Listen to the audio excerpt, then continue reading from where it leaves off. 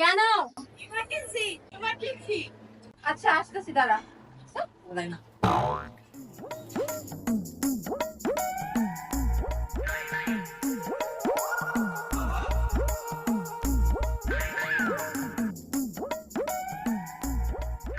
বল কি হইছে? সিএম কি প্রাইভেট থেকে আসছে? কই যাবো?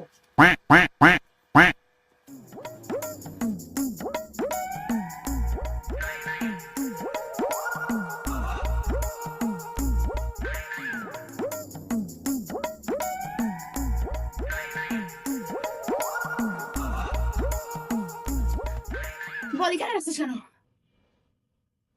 আসে নাই। তা এই কথাটা তো তুমি আমাকে নিচে থেকেও বলতে পারতা।